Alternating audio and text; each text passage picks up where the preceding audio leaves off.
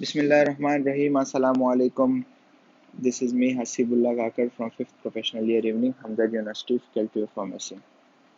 आज जिस टॉपिक के बारे में बात करूंगा वो है power of inspector given in drug act 1976। सबसे पहले हमारे पास है drug inspector section 17 drug act 1976 में ये लिखा हुआ है कि फेडरल गवर्नमेंट या प्रोविंशियल गवर्नमेंट एक ऐसे शख्स को अपॉइंट करता है जिसके पास प्रिसाइज क्वालिफिकेशन हो, उस क्राइटेरिया को फुलफिल कर रहा हो, तो वो शख्स अपॉइंट होता है एक इंस्पेक्टर के लिए।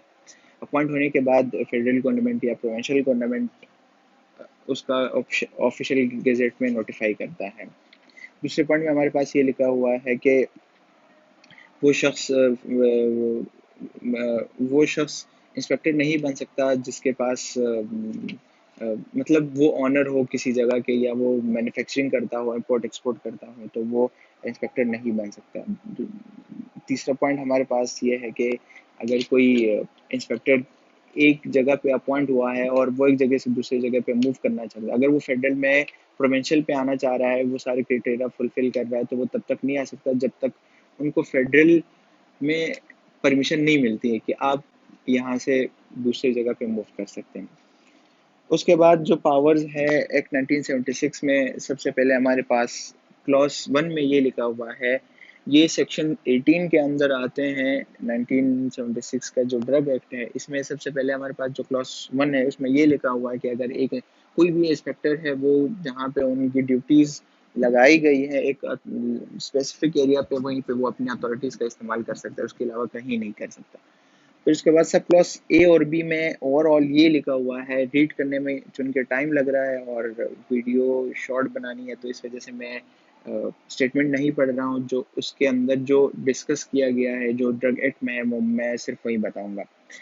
ए और बी सब क्लॉज में यही लिखा हुआ है कि एक ड्रग इंस्पेक्टर हर उस जगह का इंस्पेक्ट कर सकता है जहाँ पे ड्रग बन रही है, जहाँ पे टेस्टिंग हो रही है, जहाँ पे ड्रग के रिलेटेड रिकॉर्ड्स पड़े हैं, जहाँ पे सोल्ड हो रही है, जहाँ पे स्टोर हो रही है, जहाँ पे सेलिंग एंड परचेजिंग हो रही है, जहाँ से इंपोर्ट एक्सपोर्ट हो रहा है, हर उस जगह का वो इंस्पेक्ट कर सकता है। सब क्लॉज सी में हमारे पास ये लिखा हुआ है कि अगर उनको किसी भी चीज़ पे इस तरह के खदशात नज़र आते हैं, या उनको कोई शक हो रहा है कि इसमें कोई मसला है या ड्रग एक्ट के अगेंस्ट कोई कुछ हो रहा है, तो स्पेसिफिक वो उस स्पेसिफिक ड्रग का सैम्पलिंग कर सकता है, चेक कर सकता है, ले सकता है, अपने टेस्टिंग लेबॉर्ट्रीज जो है वहाँ पे बेच सकता है। उसके बाद सब क्लॉज डी में ये लिखा हुआ है कि ड्रग इंस्पेक्टर किसी भी ओपन एरिया का, ओपन प्लेस पे अगर कोई वायलेशन हो रही है, वहाँ पे इंस्पेक्ट कर सकता है, किसी भी बिल्डिंग में कर सकता है, किसी भी स्टोर में कर सकता है, या किसी भी फार्मेसी पे कर सकता है, किसी भी मेडिकल स्टोर, कहीं भी कर सकता है जहाँ पे ड्रग से रिलेटेड कोई भी एक्टिविटी हो रही है, मैन्युफैक्चरिंग हो रही है, टेस्टिंग हो रही है, अगर उनको वहीं पे कोई वायलेंस नज़र आती है, तो वो वहाँ पे जाके इंस्पेक्ट कर सकता है। उसके बाद सब क्लॉज ई में ये लिखा हुआ है कि अगर आप किसी बिल्डिंग में कोई आपको ऐसी चीज़ मिली है कि आपने उसको ओपन करना है, तो आपने किसी भी आई विटनेस को लाना है उस चीज़ को ओपन करने। फॉर एग्जाम्पल, आप कोई दरवाज़ा ओपन कर रहे हैं, तो आप मतलब वो जो ऑनर है वहीं के वो नहीं है, तो आपने कोई भी आई विटनेस वहाँ पे खड़ा करना लाजमी है, क्योंकि बाद में वो ऑनर ये क्लेम ना करे कि ये तो आप लोगों ने खुद किया है, या तो मैं वहाँ पे मौजूद नहीं था। तो इस चीज़ से बचने के लिए जो है फिर ड्रग इंस्पेक्टर आई विटनेस रखते हैं। उसके बाद से क्लॉज एफ आता है। एफ में ये लिखा हुआ है कि ड्रग इंस्पेक्टर सीज कर सकता है उस थेरेप्यूटिक गुड्स को या मटेरियल्स को जो कि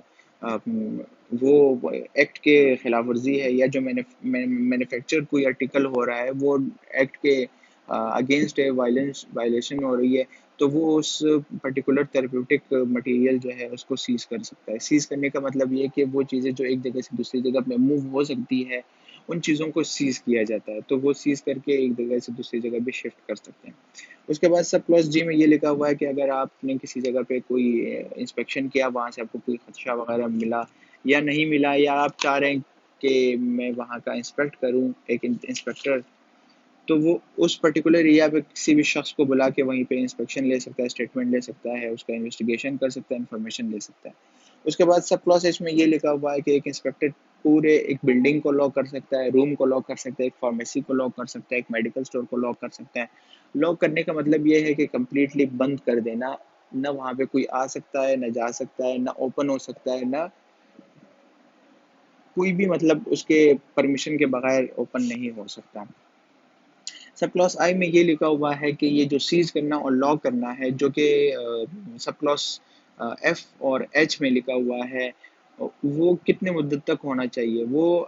जो लॉक या सीज करने का ड्यूरेशन है वो 2 वीक है, 2 वीक से ज़्यादा नहीं कर सकता सीज। फिर भी अगर इंस्पेक्टर 2 वीक से ज़्यादा सीज या लॉक करता है तो उसके पास उतने स्ट्रॉन्ग एविडेंस और रीजंस होने चाहिए कि वो क्वालिटी कंट्रोल बोर्ड और सेंट्रल लाइसेंसिंग और रेगुलेटरी बोर्ड को इस चीज़ पे एग्री करें कि वो उन लोगों ने इस तरह के वायलेशन किए कि इससे ज़्यादा भी उसको बंद कर सकते हैं। उसके बाद सब क्लॉज जे में ये लिखा हुआ है कि ये सारी पावर्स जो दी गई है वो इस वजह से कि जो वायले कि ड्रग जो है उसकी वायलेशन ना हो, ड्रग एक्ट 1996 को फॉलो करते हो, सब सब फॉलो करते हो। और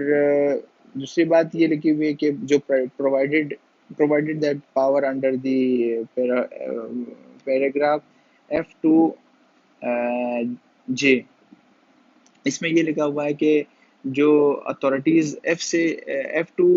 sub clause F2 sub clause जे में जितने भी अथॉरिटीज है, जो जिसमें लॉक करना, सीज करना, इन्वेस्टिगेशन करना, किसी भी उस जगह का विजिट इंस्पेक्ट करना जहाँ पे कोई वायलेशन वगैरह हो रही है, वो हर इंस्पेक्टर नहीं कर सकता। सिर्फ वही इंस्पेक्टर कर सकते हैं जिनको उनकी अथॉरिटी मिली हो, वो अथोराइज्ड हो। तो ये थे 1996 के एक्ट में जो पावर्स थे ड्रग इंस्पेक्टर के जो होने चाहिए थे, वो मैंने डिस्कस कर लिए हैं। And thank you so much. अल्लाह हाफिज़।